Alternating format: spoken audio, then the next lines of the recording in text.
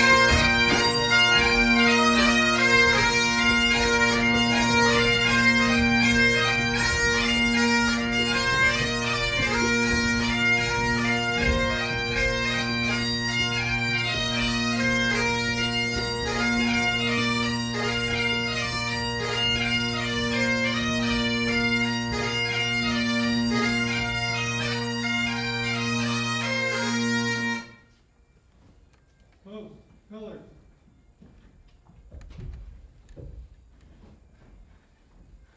Please remain standing for the Pledge of Allegiance. Right face. Present arms.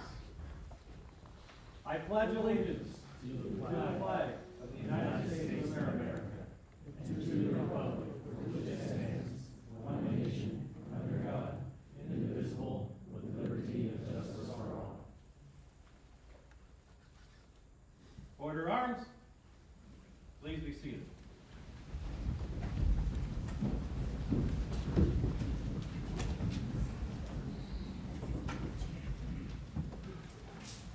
Thank you all for coming today. My name is Rick Mossman, and I am the commander/director of the academy here, the Park Ranger Academy here at Skagit Valley College. I retired about 10 years ago after a career of 35 years with the National Park Service in 13 different parks from Alaska to Washington, D.C. Greatest career in the world. And I'm glad you're all here today to honor these cadets that have been through this academy the last 4 months. 2 of our cadets couldn't make it this morning. I got a call about 6 o'clock. One of them tested positive for COVID, and a second one who's been running around with that cadet also was not feeling well.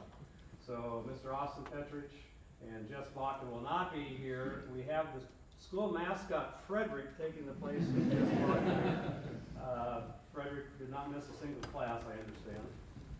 In any case, I just wanted to mention that for protocol, college protocol, the cadets will all be wearing masks this morning. It's optional for you. We have masks out there in the hall if you want. I also want to mention this graduation ceremony is being live streamed worldwide. I actually have a friend with the International Ranger Federation in Africa who said he was going to be watching it. So hi on the other side of the country over there, or the other side of the world, rather. Appreciate you being online.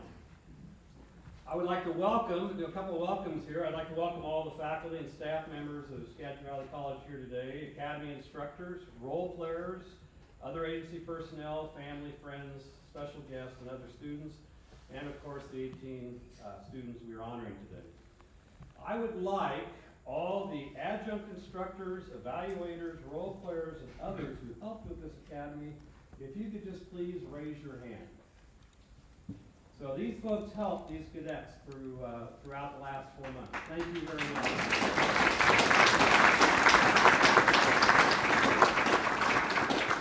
Each of you have made a difference in the lives of these cadets, and I certainly appreciate it. Our role players put in over 750 hours of volunteer time during the academy. It was all volunteer, however, they did get free pizza each day they were here volunteering. So that was their pay. I would please like all the military veterans, both in the audience and cadets, to please stand. Thank you for the service of our country.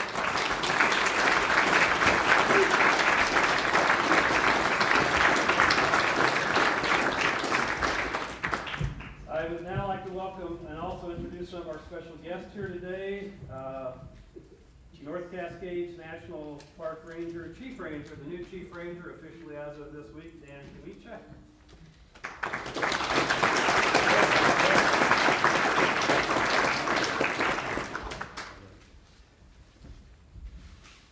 Jeff Osalo, thank you, for the state parks.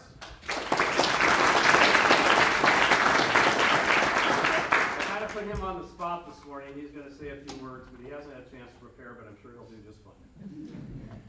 And Mr. Bill Overby, the former commander of this academy, who will be involved in the ceremony and our keynote speaker today. And I very personally want to thank Ms. Jenny Knezik, my assistant here at the academy. She has a brand new grandbaby that's at her home. It's only 3 weeks old, and she did not want to take the chance with COVID to expose her to that, so she had to stay home. And Jenny, we miss you. She's watching on her computer right now. But I just want to say, Jenny, we wouldn't all be here today without Jenny's help. She's an incredible assistant, and I kid her sometimes, like me and Radar from the old MASH TV series, because every time I walk into her office and say, hey, we need to do this, she goes, I already took care of it. You know, she already knows what we need to do before I ever get around to telling her. So she's been a great help, and I know she's been a great help to the cadets, taking care of them throughout the academy and helping them with many of their needs and so forth.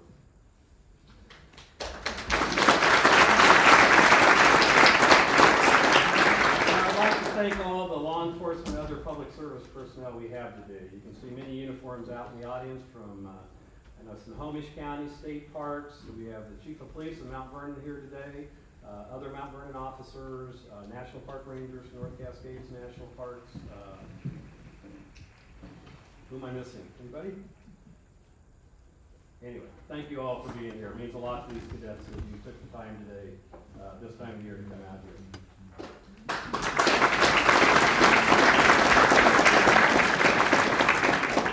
But I especially want to pay tribute to the spouses, the children, the parents, the relatives, the significant others, the partners, the supervisors, and friends who unselfishly put their lives and relationships on hold so their graduating recruit could participate in this academy.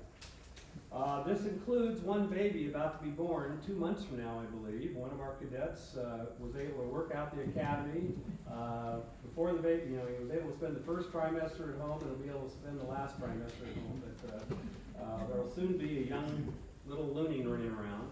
And to Mrs. Looting out there, thank you for letting your spouse come to this academy. We appreciate it.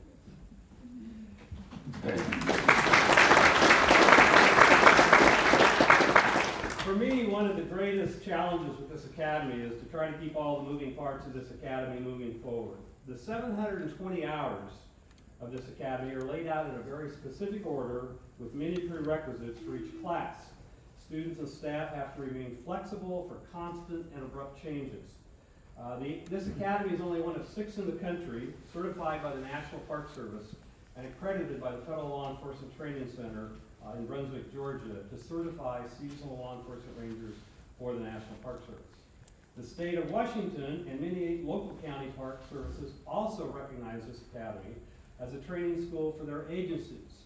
The vast majority of state park law enforcement park ranger ones, well over 95%, that you see in the 125 plus parks throughout the state of Washington went through this academy at some time.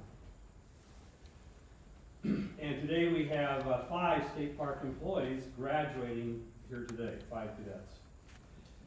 For those of you not familiar with this academy is tough. You know, I hear comments constantly from other students, staff, and faculty about how hard you work and the conditions you work in. For those of you visiting here for the first time, let me just say the program is not like a normal college program, where in a semester spread over 15 weeks, you go to class 3 or 4 hours a day, or a quarter, whatever it may be. These students were up working on their own physical fitness morning or evening every day, running and weightlifting. Then in the classroom at 7:45 in the morning until 5 or 6 at night, Monday through Friday and many Sundays, all in the space of about 17 weeks for 30 college credit hours. What a lot of Americans don't realize is how hard it is to become a federal law enforcement officer. I would argue that the federal standards and the Washington state standards for law enforcement officer, physically, medically, and the practical and academic testing standards are some of the highest of any law enforcement agencies in the country. These students go through the same length of time as the basic federal law enforcement training students go through at FLETC. We are held to the same curriculum and standards. Just meeting the medical, physical, and integrity standards to be accepted to this academy is commendable and something to be proud of. During this academy, these students take 6 FLETC written tests, other written tests and quizzes, practical scenario tests, practical labs, and physical tests. These are federal test requirements which they must pass. We as a college have no control of the federal standards. As an example, you take the written test. The instructors and I don't see those beforehand. They're delivered from FLETC in Georgia via computer to the students. So instructors can't do something easy like just instruct to teach to the test. They have to teach the material and cover it thoroughly and make sure the students understand it thoroughly so the students will pass the test. These students have done nothing other than eat, sleep, study, and be in class for the last 17 weeks. They will have memories, especially one week toward the end of the control tactics block in which they were tested one day by individually running a gauntlet and basically fighting for their life in hand-to-hand combat against 3 aggressors. Then that same week, they were zapped by a taser and they took the 5-second electrical jolt like warriors. The next day they were pepper sprayed. After being pepper sprayed, they had to fight off an attacker, call dispatch, arrest the subject, handcuff him, and then they were allowed to try to get decontaminated. And I guarantee you none of them will forget that day. And again, they all survived as warriors. Very proud of them. We started this academy August 22nd. These 18 stuck it out, made sacrifices, studied hard, helped each other, formed a team, and are here today. And I salute each of you for that. These students came here to learn how to be park law enforcement rangers. Law enforcement is an honorable occupation. There is an essay written by retired Lieutenant Dave Grossman called, quote, "On Sheep, Wolves, and Sheepdogs." The gist of the essay is that our society is made up of mostly sheep with a few wolves that prey on the sheep. It is the sheepdog that stands ready to protect the sheep from the wolves. You cadets have chosen to be sheepdogs. About 1,000 years ago, a Templar knight was involved in defending a castle. After the battle, a young boy asked him if killing was a noble thing. As the knight looked at the blood and carnage around him, he replied, "No, killing is not a noble thing. But a life fought for others who cannot fight for themselves, that is a life worth living. That is a noble thing." These cadets have chosen to fight for those who can't fight for themselves, be they grizzly bears, trees, mountains, or park visitors. These students not only want to be just law enforcement officers, they want to serve in the national parks and state parks of America as park rangers. One of the most incredible occupations in the world. Now, I admit I'm a bit biased about that, as that had always been my boyhood dream, my childhood dream, and I got to live my dream. National Park Rangers have been around in some form for almost 150 years since the creation of the first national park in the world, Yellowstone. About 8 years after it was created in 1880, a man by the name of Harry Yount was hired in the newly created Yellowstone National Park as a gamekeeper to stop poaching, and after only 14 months he resigned. He resigned because he said he couldn't do it by himself.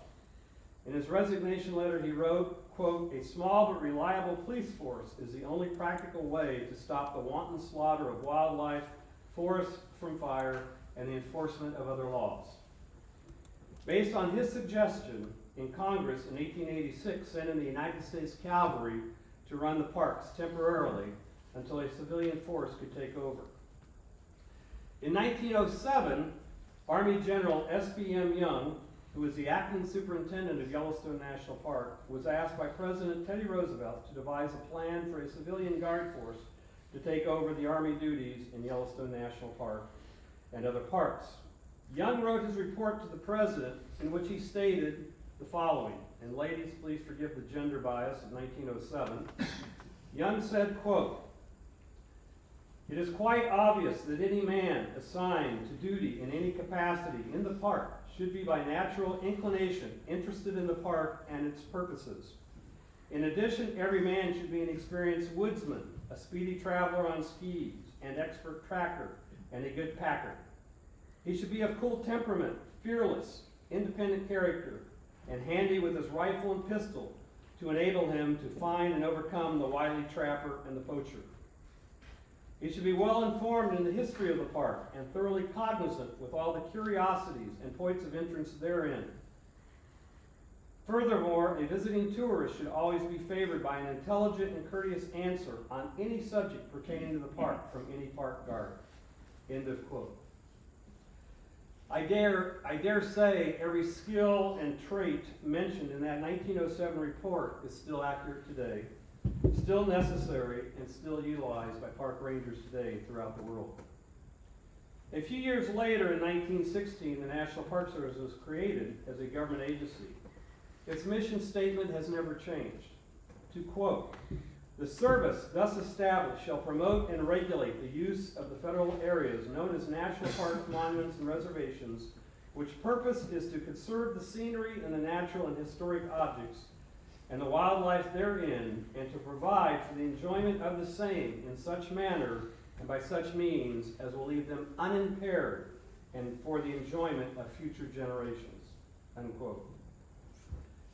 Now, it is notable that not all park rangers are law enforcement rangers. Some are interpreters, who give the talks and walks and interpret the park to the visitors.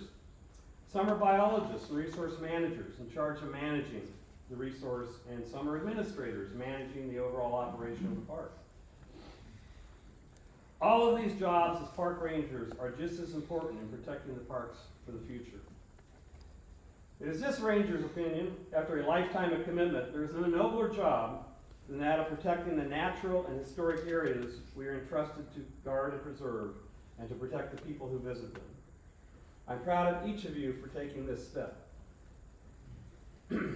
I would now like to introduce Ranger Dan Camici from North Cascades National Park.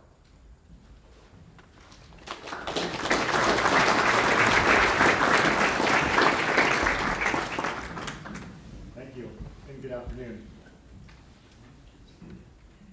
So as I started thinking about this the other day, what I was going to talk about up here, I realized that exactly 25 years ago, I was the one sitting over here at my seasonal academy graduation. It's amazing how fast 25 years goes by, so be prepared. I thought about what bit of wisdom I could pass on after 25 years in law enforcement as a park ranger for the National Park Service, and I couldn't really come up with anything that seemed all that meaningful. What I did realize after thinking about this, though, was that there was a whole lot I did not know when I was sitting there. So, here are 5 suggestions for you that may help you in your career as a park ranger. Some of these took me 25 years to figure out. Number 1, probably the most important. Take care of yourself and your family. You are entering the world of public service, and the public's going to challenge you in every way imaginable. You will see and experience things that will impact you in ways you likely can't even comprehend right now. You will be helping and caring for people at their worst moments in life, and you will likely be involved in significant or traumatic incidents that will shape who you become. You may even lose coworkers to this job. What you should try to remember going into this is that you are only human, and you cannot experience all of this without it impacting you in some way. How you let it impact you is up to you.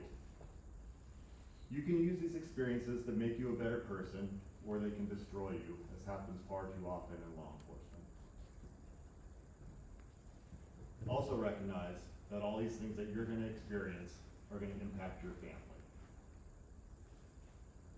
So with that, I encourage you to think about this early in your career, to seek out education on stress and mental health, and prioritize your mental health and your family's well-being over everything else. Number 2, no matter how much fun this job can be, never forget that you are a law enforcement officer first and foremost. You may start New Year's Day thinking you're going to go sneak out for a backcountry ski patrol before it gets busy, only to end up being an officer-involved shooting that completely changes your entire life, your career, and the lives of your loved ones. We do a lot of different things in this job, which is part of what makes it so great. But being a law enforcement officer needs to always be the priority and the main focus of what you do. Number 3, directly related to number 2. Train hard. I truly believe that I owe my life to training, and if I had not run a specific scenario through my head multiple times to work out how I would respond to that scenario if it happened to me, I would not be here right now. When an incident similar to what I had trained actually happened, and my brain could not rationally process how to respond, I reacted based on what I had trained. So train hard, especially when you're starting out. It just may save your life. Number 4, take advantage of opportunities when they come up. As I said, law enforcement needs to be your main priority, but I think some of the best parts about working for a land management agency, especially the National Park Service, are all the opportunities we have for different jobs, assignments, and locations to work, all within the same career field. You may find yourself working in the city at a large urban park, or at the bottom of the Grand Canyon, or up in a big mountain park, and each one of these locations will present different and unique opportunities to you. This may be aviation or boating work, emergency medical services, being on a park or national tactical team, or a national incident all-hazard team, or working as a field training officer, or working as a law enforcement, on a law enforcement special investigations team, or a serious accident investigations team. The list goes on. What I've come to realize is that these things may seem like a lot of work for most likely no extra pay, especially if you work for the Park Service. But when I look back now, the things I appreciate the most and that open doors for me are the projects, the extra assignments, and the collateral duties I have taken on. Not many jobs offer this much diversity. So I would suggest figure out what you're interested in, take advantage of opportunities when they arise. You just might find that you have the opportunity and desire to be Chief Ranger one day.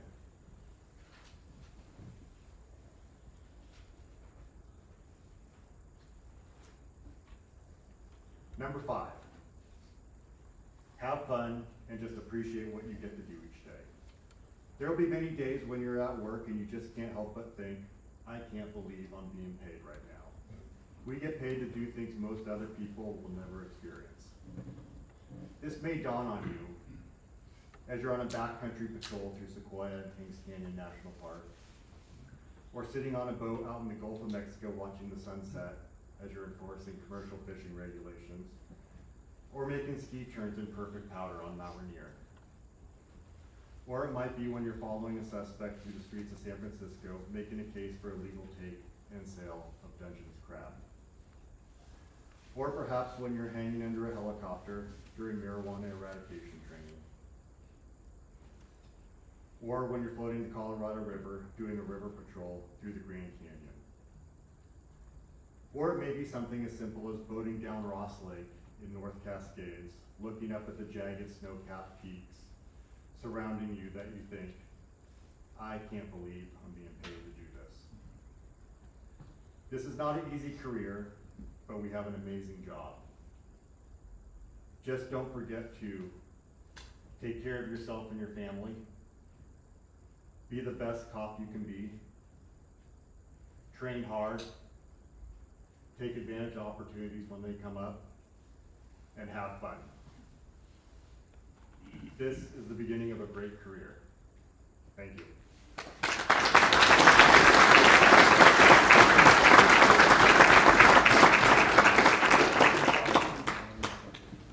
And I'd like to introduce Jeff Casalo from Washington State Parks.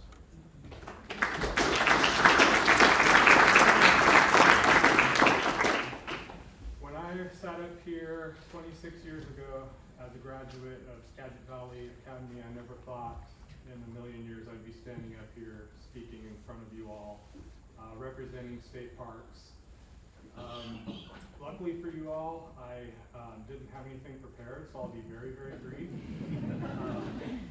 Those were all excellent words of advice. I stand behind each and every word that was just spoken to you.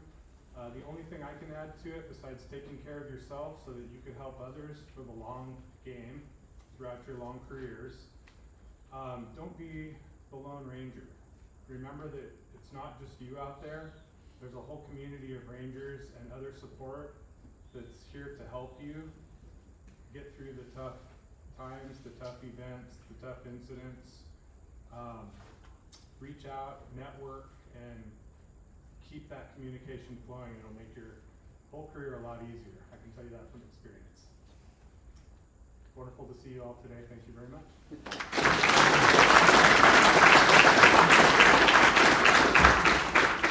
And I'd like to introduce, I've already introduce him, Mr. Bill Overby, the former commander of this academy, and previous to that, he was a state park ranger throughout Washington and ended his career as the manager of Deception Pass State Park.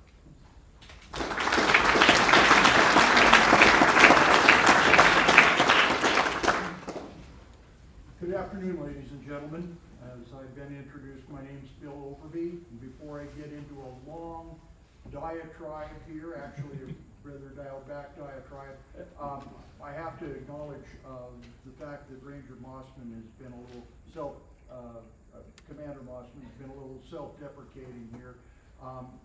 Please join me in congratulating him on recently being elected as the national president of the Association of National Park Rangers.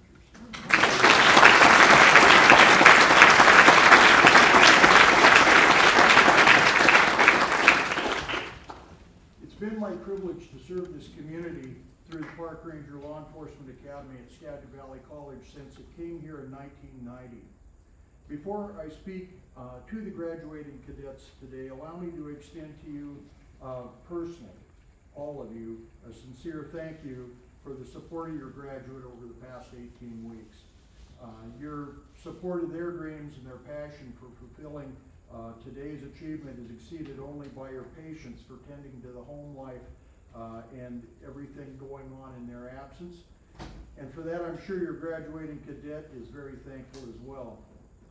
I also wish to congratulate Commander Mossman and his program assistant, Jennifer Kinesic, and my peer instructional staff members, many of whom I see out here in the audience today.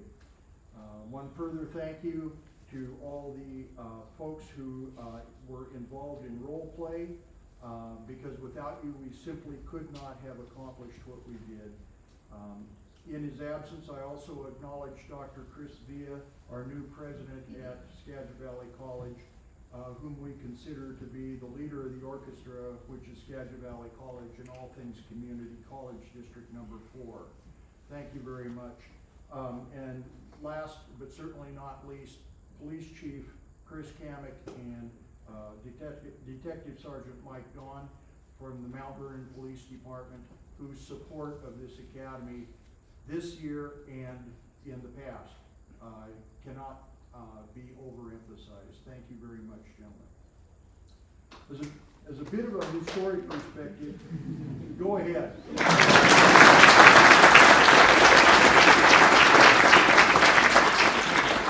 Right on. You're all steering the car anyway. As a bit of a historic perspective, I've had supportive careers in the field of park and recreation literally since the age of 10, where I was picking up litter in a privately owned park for $10 a day. I found I liked it outside. It was great fun. And that experience caused a springboard effect for me to achieve a significant career that included 32 years as a park ranger for the State Parks and Recreation Commission, and then 20 years as the chair and director of public safety academies here at the college. I'm currently working as a private consultant, assisting agencies and organizations in furthering their public safety and community service missions. All of this is not to reinforce the fact that I'm just an old fat bald guy that nobody wants to have around much anymore, but rather to emphasize my opinion that service to community and an interest in public safety and stewardship of those communities and educational inquiry all ought to be lifelong endeavors for you all. Today's Saturday, December 17th, 2022, all day, and following what's been a past practice since social media came into my life, I entered my congratulatory post to the cadets at just before 9 o'clock this morning. In the first 2 hours, there were likes and comments that were supportive coming through at a rate of well over 1 a minute for 2 hours. And those messages came from people representing all walks of life. They were not just park rangers. It's notable and instructive that all segments of society were represented, a cross-section of measurable demographics of age, race, religious belief, gender, and beyond. Essentially those you're going to be serving in the future. Some carried message like, congratulations to all. They did a great job, and indeed you did. And be safe out there. The one that really resonated for me and relevant for this discussion with you today is from a good friend in public safety who said, we need these people more than ever. The person who wrote that entry is right.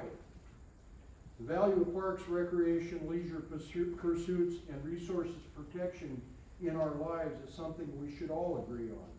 The fact that you've managed to persevere through separation from home, family, friends, a worldwide pandemic, and calls for defunding of the police, you've kept your needle pointed in the proper direction, and that's forward.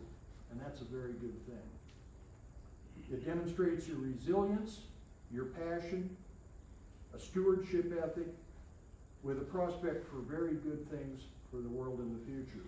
The value proposition for you in all of this may not necessarily be measured in financial wealth, but more likely come to you in your satisfaction of seeing wonder and excitement in the eyes of a small child on their first time camping, or helping the visitor truly understand the implications of your service in terms of protection of resources for future generations, or in how your community views your service to the things in life that they hold dearest, which is recreational opportunities for rest, recovery, and experience. Now, in order for you to do what I'm suggesting, I need to ask the graduates and the audience as well for you to consider for one moment just a very simple, straightforward question. This is not a yes or no question like you had 2 days ago in court. This is not a FLETC test question that's going to require a lot of cogitation and, okay, which two are closely aligned, which one can be bumped out. It's not that at all. It's an essential question though for you. And that's whether you stay in the discipline of parks protection, policing, or should you go in yet another direction. And that question is, what inspires you? Another way to put it, what motivates you? The question doesn't require you to regurgitate an answer at this very moment. Rather, it would be far better for you to give this careful consideration, seek the counsel of your family and your friends, and dare to be great by exploring possibilities that might be out there. Not everyone who graduates from this stage today or previously, and likely in the future, ultimately chooses to become a park ranger. Some may try it out for a season or two before deciding upon a different path. We have examples of this in our audience today, successful in that park employment became a springboard for greater future opportunities. Some will travel, some will find future spouses, you'll raise families. Some of you will do that in the park and progress up the rungs of the public service ladder. It's all good. Others have chosen to move on to unrelated careers, return to school. But the common denominator here is that the knowledge, skills, abilities, and fitness that you achieve during this slice of your life will help contribute to being an active, aware, and productive citizen in your community. Briefly, 2 examples of that, and to show you the generational nature of this. I was advised within the last 24 hours that a graduate of an academy that took place in 2012, 10 years ago, by the name of Tyson Naring, worked at the Badlands and recently was promoted to supervisory ranger status at Grand Teton National Park. It's a shout out to his mother and father, Pat and Uva, as Tyson is a second generation career NPS employee. I believe that Pat and Uva are watching right now, and my congratulations for raising a stand-up young man serving his nation. And 20 years ago, a young lady by the name of Jill Jaworski sat right where you are. Today, about the same time I posted that celebratory thing on message on social media, I read where she is laying wreaths commemorating the Fort Smith National Historic Site, where she was just selected as the superintendent. That's a very, very big deal. I encourage you to do anything you choose to do with fairness, understanding, and equity in mind. We're in complex and interesting times, and I would ask you to do two things that are relevant for now, but more so for your future benefit.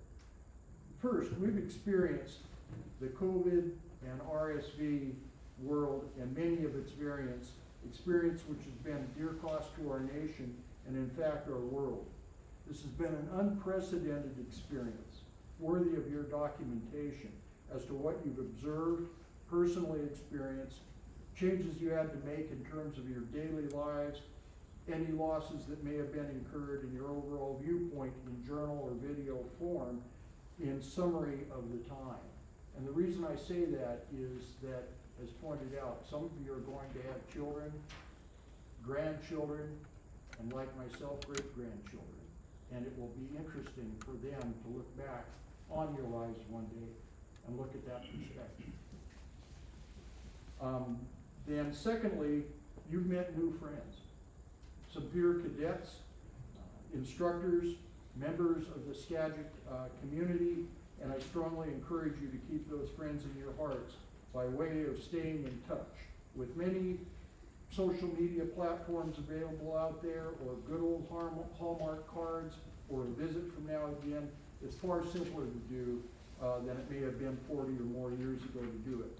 Do it for fun, but much more for the broader human experience and for your mental health.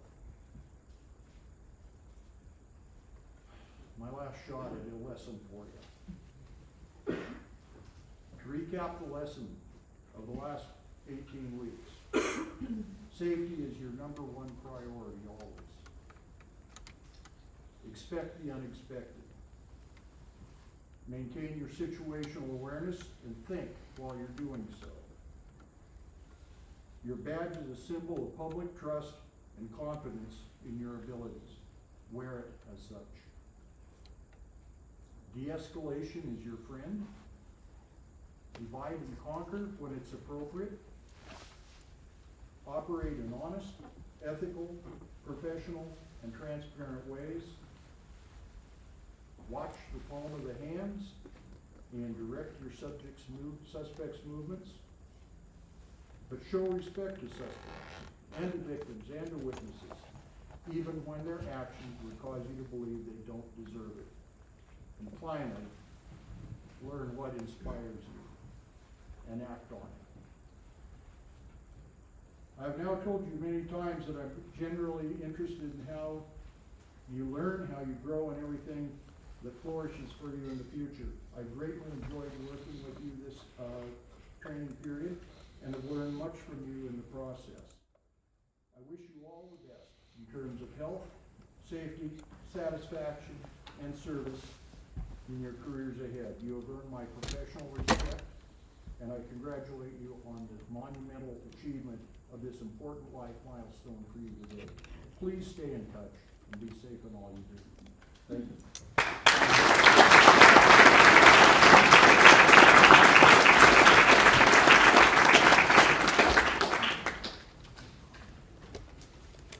At the beginning of the academy, one thing I always do is I take the class and I divide it in half and create two districts to kind of help with logistics and so forth. And we treat it like a park. And I pick two district rangers, and I pick those two district rangers based on what I've seen from their applications and how people act and react and so forth the first week of class. And then about 6-7 weeks into the academy, I let each district elect new district rangers if they want, or keep their old ones. And so halfway through, they elected 2 new district rangers, and those 2 district rangers are now going to get up and give a few reflections on the academy. So first, I would like to have the Albright District Ranger, Claire Sokol, come up and speak.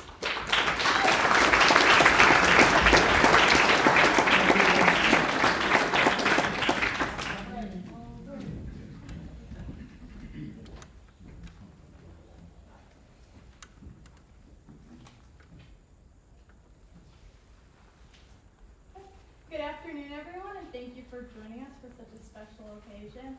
I know some people here have traveled long distances to be here, so we just appreciate everyone who's able to take the time out of their day to come celebrate with us. I would like to begin by thanking everyone who has made this day possible. The first person who deserves an extreme amount of gratitude is Jenny. Jenny is the first person from the Academy we all came in contact with, and she was there to support us before we even stepped foot on the Skagit Valley College campus. Jenny not only coordinated all the logistics behind the scenes, but she also created a special bond with all the cadets. I think we can all agree that Jenny's caring and compassionate nature offered us the support we needed throughout this academy. So thank you, Jenny, even though you couldn't be here with us today. Next, I would like to take a moment to thank every single instructor we've had during this academy. I know some of them are here with us today and some of us could not make it. I personally believe that one of the reasons this is such an excellent academy is due to the high quality of instructors. All of our instructors have shared their years of experience with us and ensured we received an outstanding education. I really appreciate that our instructors have had an authentic want for us to succeed, and they've done everything in their power to help us do so. All in all, none of us would be here in these seats today without our amazing instructors, so thank you. I would also like to thank Commander Mossman. Similar to our instructors, the commander not only taught us the FLETC curriculum, but gifted us with a multitude of life experiences. So thank you, Commander Mossman, for your dedicated efforts to make the class run smoothly. You played an instrumental role in our completion of the academy, and I can speak for everyone when I say the variety of Wind Cave and other national park stories will stick with us for a lifetime, so thank you. And last but definitely not least, I would like to thank our families and friends for standing by and supporting us for the past few months. I'm going to end this speech by reflecting upon our time at the Academy. Everyone here has come a long way since our first day of class in August. In only 17 weeks, we have gone through classroom lectures, firearms training, EVOC, defense tactics, TASER, OC, scenarios, endless qualifications and testing, and much more. Throughout all the training, this group of cadets has exhibited integrity, adaptability, and an excellent work ethic. Both the Albright and Mather districts displayed unity and close-knit teamwork, which I think was vital in completing this academy. I have no doubts that the training and experience we received during a time at the academy will stick with us for our entire careers and shape us into high-quality park rangers. I know every cadet in class 39 is going to leave this academy and find success in whatever endeavors they choose to pursue. I can speak for everyone when I say the bonds we have established in this academy will stick with us for a lifetime, and we will continue to keep learning and bettering ourselves. Congratulations, cadets, on today's graduation. This is an accomplishment you should be proud of. Thank you.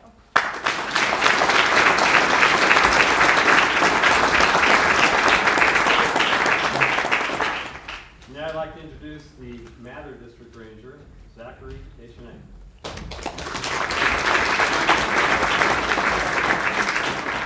Good afternoon, everyone. Today, we have reached the summit of this mountain. We are looking out and seeing our friends and family all proud of us. They are proud because they are seeing us take one extra step towards our childhood dreams. We have entered out on a never-ending task of learning and improving our skills to be the best rangers that we can be. We will achieve that task. Now, I want to say a few thanks to my classmates, to my teachers, every instructor I've had throughout this academy. I appreciate every single one of you, and I wish the best for every single person. I hope that we keep in contact and that I can use you guys to help get references. I hope that every single person stays in contact and really stays together. I hope I see you all. I really do. And now I have some awards for our commander. Commander, I have 2 awards for you. I have the Heart of the Academy Award, and then I have the Windiest Kid Award. The best stories of Wind Cave.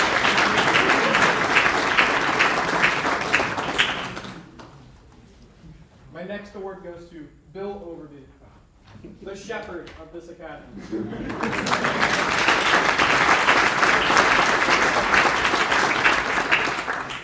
And then finally, Jenny. She can't be here today, but the GOAT, the greatest of all time, the one in charge. And I'm gonna give this to you.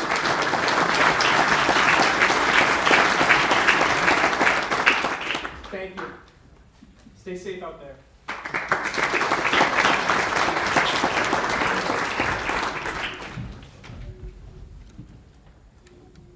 Okay, as you heard from the two district rangers, they did a lot of testing, a lot of qualifications and things like that.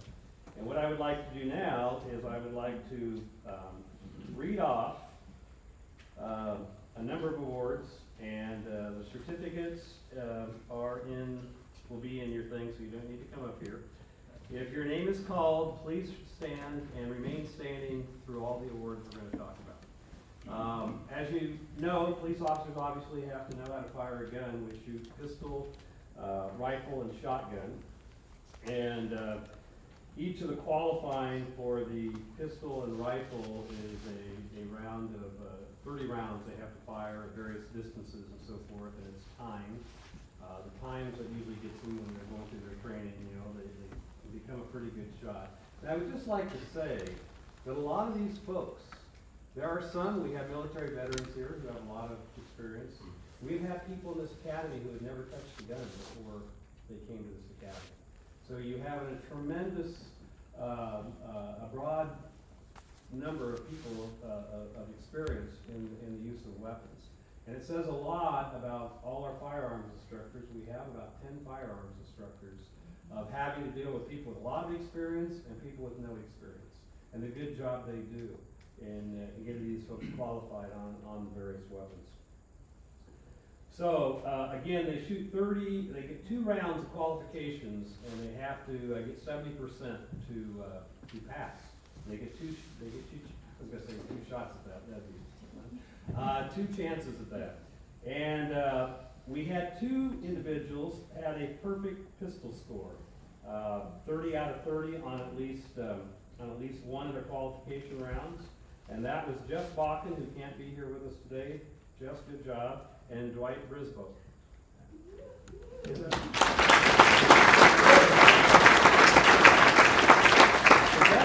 The best pistol score was Jeff Bakken on both qualifications. He scored 59 out of 60. He only missed 1 shot. The next thing they qualify on is reduced light. Basically, the lights are turned out on a firearms range. It's an indoor firearms range, and we may have red or blue lights flashing, and it's reduced light. It's in the dark, and they have to find their target and shoot at it, and it can be very tough. And we had 2 perfect scores for at least one of the qualifying rounds, and that was Jess Bakken with a 30 out of 30, and Drew Taylor with a 30 out of 30.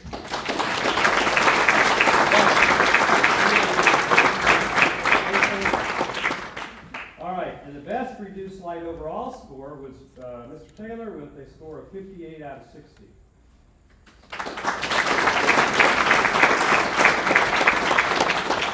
All right, for the rifle score, we had a bunch of people that got at least one of the qualifying rounds. They got 30 out of 30. Jess Bakken, Daniel Chauhale, Kyle Jones, and Damian Ramirez.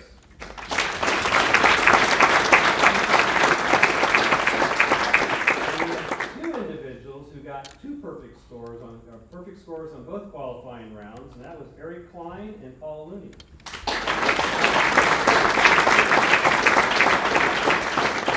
And obviously, for the best patrol rifle score was also those 2 individuals, Eric Klein and Paul Looney. Lastly, the last weapon was the shotgun. Now with the shotgun, they shoot 8 slugs. The slug is a 1-ounce piece of lead, basically, so it's like one big heavy bullet that's fired out of a shotgun. On each qualifying round, they have to shoot 4 slugs at a distance, and then they have to shoot 20 rounds of double-aught buckshot. For those of you that aren't familiar, there's about, I can't remember now, 8 or 9 pellets the size bigger than BB in a shotgun shell. That's what's known as double-aught buck. So there's between 2 qualifying rounds, that amounts to 188 holes in the target. that they basically have to make. And when I say target, it's not the big square paper, it's kind of a bowling ball shape of a person that they have to get within the ring of that.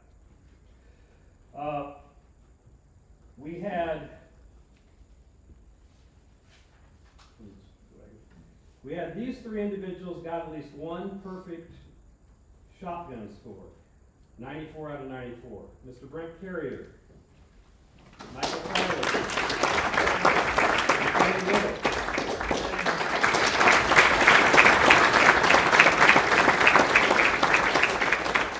We had 5 people get perfect score on both qualifying rounds.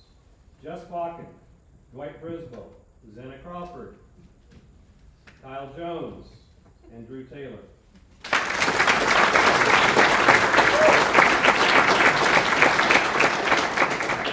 Those 5 also had obviously the best score on the shotgun. And I also want to point out, if you added all those up in your head, which I'm sure you all did, that amounted to, they had to get 368 holes in a target over the 2 months they were doing shotgun, rifle, and pistol. 368 holes is what they had to get.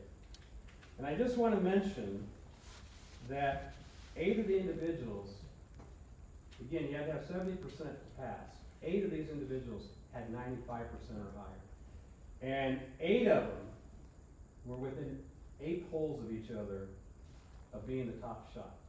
And that's how close it was. And I just want to read these off because I find it very amazing. Daniel Shahali had 350. Brent Carrier had 351. Eric Klein had 353. Dwight Brisboe had 354. Drew Taylor had 355. Zenna Crawford had 355. Kyle Jones had 356. And our top shot, the overall best score, was Jess Bakken with 362 out of 368 for a 98.4%.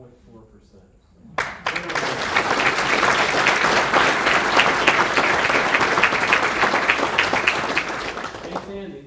Okay, stay standing. Now we're going to talk about EVOC. You heard that term earlier, Emergency Vehicle Operations Course. I told them this is, every childhood, your childhood dream gets to come true. You get to go on a course and drive a car as fast as you can. Actually, you can't drive a car as fast as you can because there's no way you can get up to the top speed of that on this course. And they have a couple things they have to do. They have to go on this course, which involves different kind of turns, very quick turns, 180-degree turns. They have to do it in a time limit. And there are, and I should have asked you, Kevin, there's how many cones on that course? Where's Kevin? There he is. Oh, here, you moved. 275 cones on that course, and for each cone you knock over, you lose points. And if you knock over very many, you fail the course. It's not as easy as people think.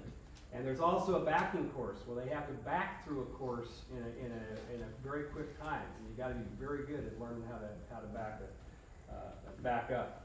So we have 5 awards for this. The first 2 are district awards for the quickest clean run in district competition. And the top gun for the Albright district was Zenna Crawford with a time of 2 minutes and 38.66 seconds. And the time for the Mather district was Eric Klein with a time of 2 minutes, 29.94 seconds.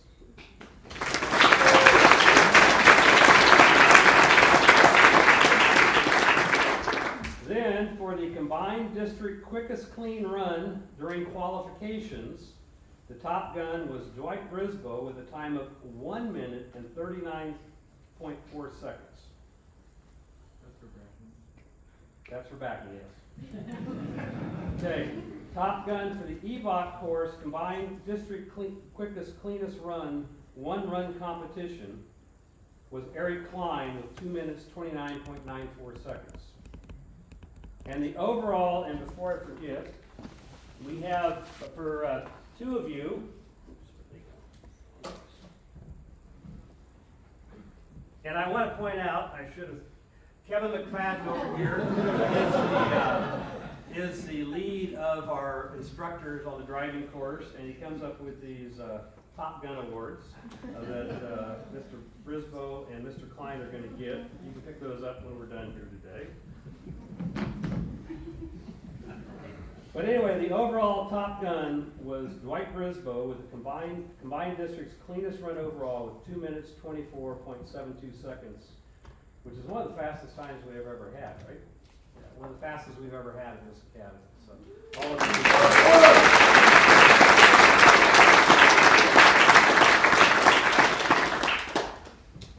And then let's talk about the PEB, Physical Efficiency Battery. When they apply to this academy, the first thing they get is a letter that tells them what's expected of them and what they have to do to pass this academy as far as their physical ability. And they're told what the test is. And it's based on years and years of looking at stats down at the Federal Law Enforcement Training Center, and every student has to go through it and pass it at a certain level. And it's age and gender adjusted. And the 5 components of the physical efficiency battery are a body mass indicator, a stretch and reach, which are, those 2 items are not counted for their test. They have to do them, but they're not counted as part of the pass or fail testing. Then they have to do a bench press. To give you some idea on that bench press, a male under 25 has to bench press a little over 90% of their body weight. That's a lot. That's a lot, especially if you come in here and have never bench pressed in your life or lifted weights in your life. And then they have to do an agility run, where there's 4 cones set out, and they have to run down 10 yards and back, and then they have to run and weave through the cones, and weave back through the cones, and then they have to run down and back, and they have to do that at 60 yards, and it's to test your agility. And they have to do that in a very quick time. For most males, they have to do it to pass in about 15 to 17 seconds. For females, it's about 16 to 19 seconds, something like that. So it's not as easy as it sounds. And the last event they have to do is the 1.5 mile run. And just to give you an idea of how fast they have to do that, again, a male under 25 has to do the 1.5 mile run to pass in about 12 minutes approximately. Again, it's age and gender adjusted. And there's 5 awards here we want to give out. And basically, and before I get to who had the best score, I have 2 other awards that I think is very, very important. And they are for the most improved person from the time they got here until the time they left in 17 weeks. And I want to mention that almost everybody, almost all these cadets improved their physical test numbers tremendously during the last 17 weeks. In fact, I think 10 people, if I remember correctly, improved by over 20% on their score. But the most improved male was Mr. Paul Looney, who improved his test from day 1 till last Friday by 32%. The most improved female was Zenna Crawford, who improved hers by 32.33%.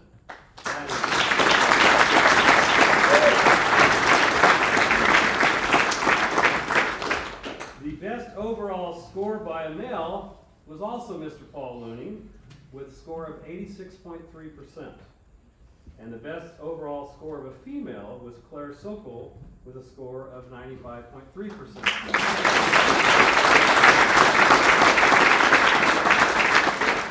If you figure that out real quick, that means the best overall score for everybody was, again, Miss Claire Sokol with 95.3%.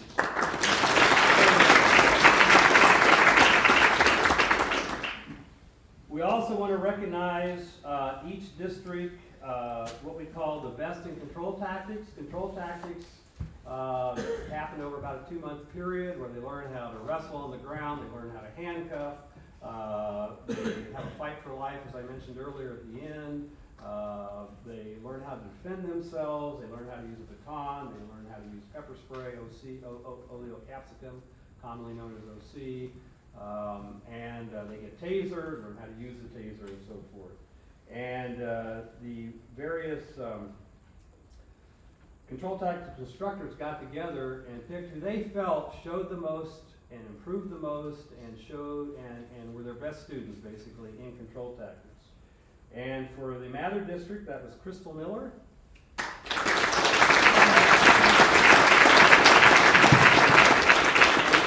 Albright district, it was Jess Bakken which again, he couldn't be here today, but it was also interesting, Justin, Jess said he knew some martial arts, and during the course he would kind of help teach some of the cadets some martial arts. He didn't tell us till the very end last week that he was a black belt in like 3 different martial arts. But in any case, and the last couple of awards we have here is academic award, as I mentioned. There are 6 written PRLEA tests that they must pass with a 70% or more, and I have yet to have an academy in 10 years of doing this, not just here, but also when I was at the academy down in Colorado before here.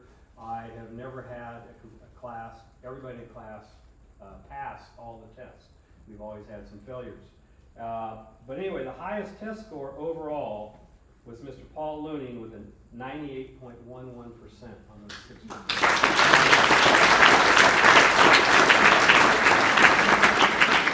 And then we take the scores of everything else. I mean, the scenarios. They go out and do scenarios where they may walk into a bank robbery or a poaching incident or dogs off leash or you name it, and they have to deal with that scenario, and they get graded by an evaluator, and they get points taken off if they forget to call dispatch, or if they don't put handcuffs on right, or whatever it might be. And so we add all those scores together along with the written test scores for our highest overall achievement award, and the winner of that, Mr. Paul Looning with a 99.36%.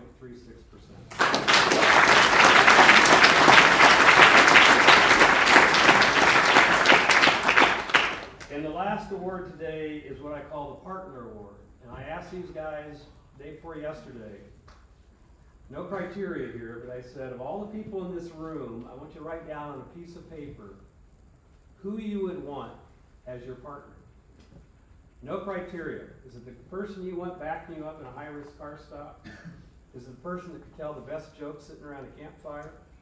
Is it the person you trust for, holding your rappel coming off holding your safety line coming off a rappel off a mountain? Who do you want out there on horseback with you, or in a boat, or a car? Who do you want with you of your partners here in this class? And the overall winner of that, by a large margin, was Daniel Chalhali.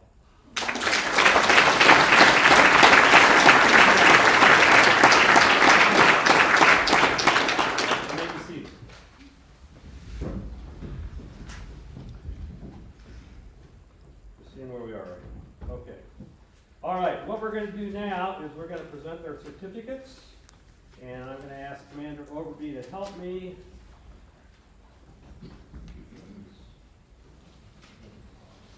And I'm going to ask Mr. Kamichi, can you help us too? Sure. What I would like you to do is stand right here. And these are their certificates. They're in alphabetical order, and they're lined up. So it should be okay. We'll switch them afterwards. And cadets, go ahead. What you're going to do is go up. You can be in the center. Get your certificate package from Mr. Ranger Kamichi, and then Mr. Overby is going to pin a pin on your collar representing that you graduated. And you got to take your devices with you, which you come up and hand me your device. So at the beginning of the academy, I gave each of them a little round piece of metal, unfinished, unpolished, to represent them at the first day of this academy.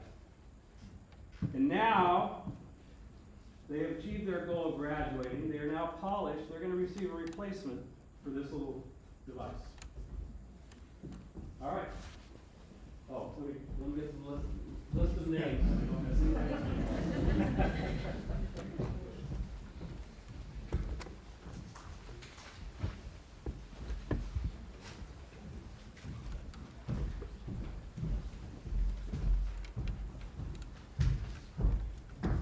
Okay, well, Mr. Jeff Hawkins, he's not here today, you just leave Frederick there. All right, Mr. Dwight Grisbo.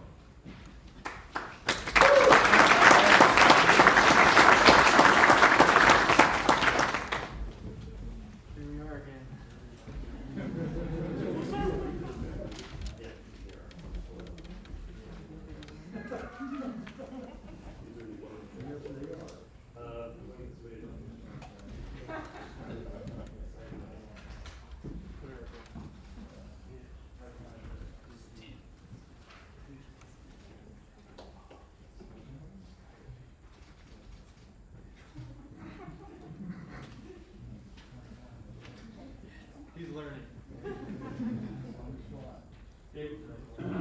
behalf of Mr. Brent Carrier.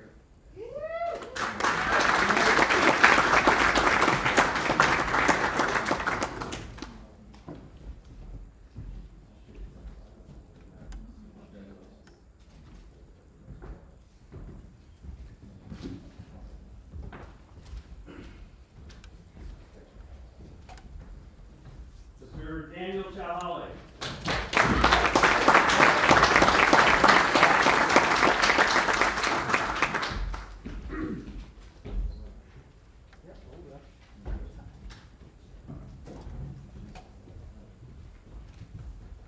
Mr. Pablo Clausen.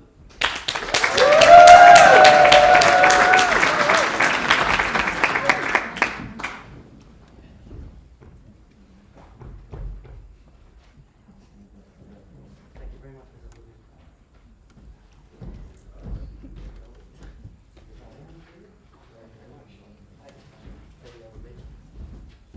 Ms. Zena Crawford.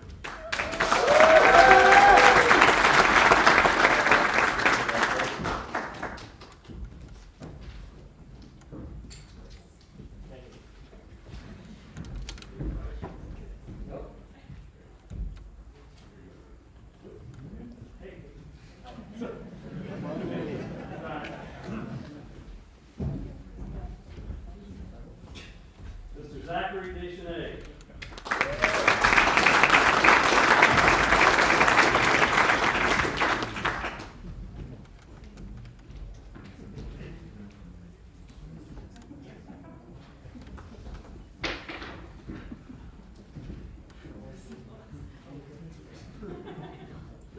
Ms. Miranda Doctor.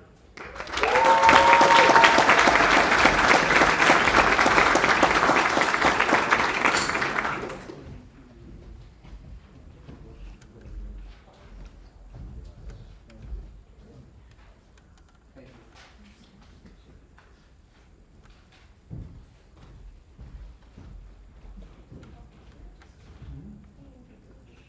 Mr. Michael Farley.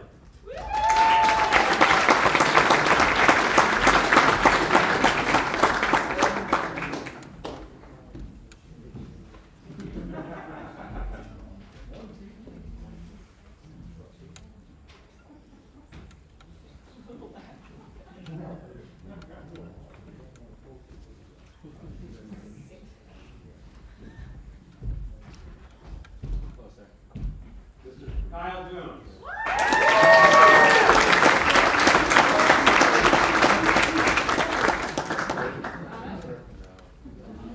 Oh, no.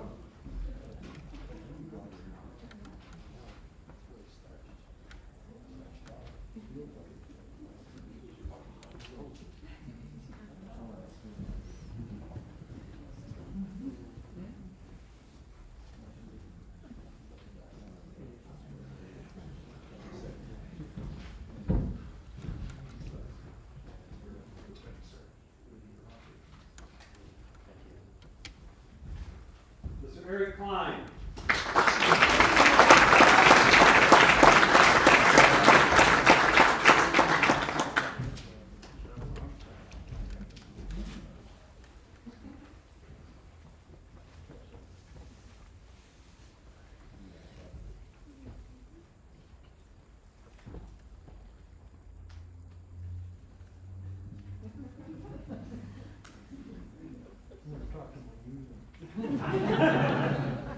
Farley, got the medical bag?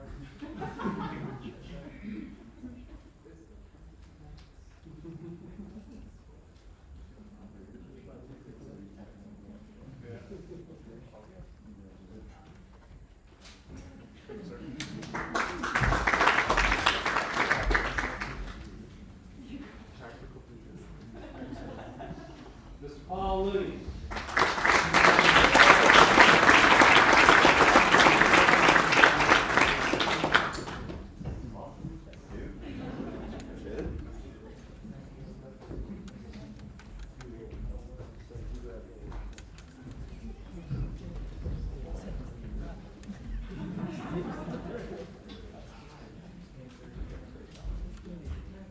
Ms. Crystal Miller.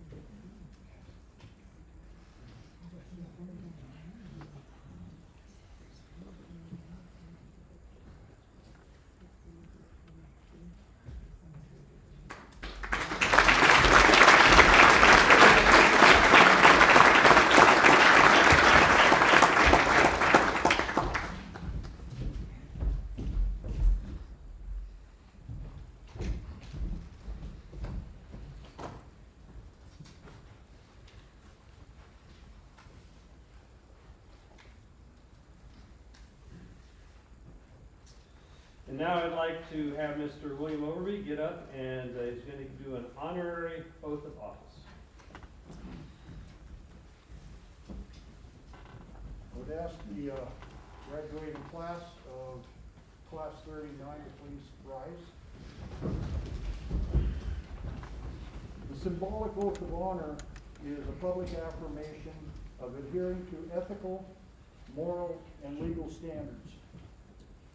An oath is a solemn pledge that these graduates take when they sincerely intend to do what is said and expected of them in their chosen discipline. They take this oath in a public demonstration of their commitment to service to their communities, the trust placed in them in carrying out their end of the social contract between police and communities, and the validation of their integrity. The oath of honor has its roots back to medieval times and is valid today, and perhaps even more so, for engagement in positions of public trust and confidence. It is fitting you are taking this oath in front of your families, your friends, your peer graduates, and instructors, and I hope you remember this moment and the humility with which you will serve. You should refer to it often throughout your careers.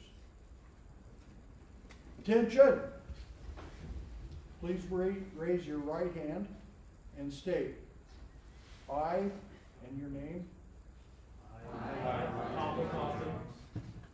When do affirm that on my honor I will never betray my integrity, my character, nor the public trust. I, when I'm finished, I'll ask you one question, then you can speak. I will treat all individuals with dignity and respect and ensure that my actions are dedicated to ensuring the safety of my community and the preservation of human life. I will always have the courage to hold myself and others accountable for our actions. I will always maintain the highest ethical standards and uphold the values of my community and the agency I serve. Do you affirm and ascribe to this oath? I do. Commander Mouse. Cadets at ease, remain standing. Just a few closing remarks. As you go through your career, there will be days you will ask yourself if the job you are doing is making a difference. Many times in the type of work we do, we don't see tangible results. And throughout our careers, that makes us wonder if we are making a difference. Yes, maybe we did put a new picnic table in or finished an annual report. We patrolled a lot of roads or trails or water by cars, boats, and feet. But have we really made a difference? A long-term difference? I know I sometimes have those doubts. Well, I'm here to tell you that you will make a difference. In 1936, a young man who was an Eagle Scout and a student at the University of Michigan went to Yellowstone National Park to be a park ranger. Throughout his life, and even when that young man, Gerald Ford, became the 38th President of the United States, he said that summer at Yellowstone was the best summer and the best job he had ever had. During his tenure as president, he signed bills to add 18 new parks to the National Park Service, including Klondike Gold Rush National Historic Park here in Washington. No doubt part of his love for parks came from that summer in Yellowstone. Former President Barack Obama, who recently started hosting a TV show about national parks around the world, loves parks. He talks fondly of his mother taking him into Yosemite, Grand Canyon, and Yellowstone on summer vacations. And I don't think there is any reason to doubt the impact that had on him. During his tenure, he created 23 new national monuments and protected more land for the national parks than any other president in history. He protected more land for the National Park Service than either Jimmy Carter or Teddy Roosevelt. So you future rangers, remember, you're here today, please realize and remember. There's that little 10-year-old boy or that little 10-year-old girl walking down the beach who finds a seashell. Is fascinated by it. Runs back, asks mom or dad what creature lived in it. Maybe they find a park ranger and ask them what kind of creature lived in that seashell. And she giggles and laughs and learns from that experience. Or that little 6-year-old boy who catches his first fish in a park and he sits there holding that wiggling fish with a grin from ear to ear.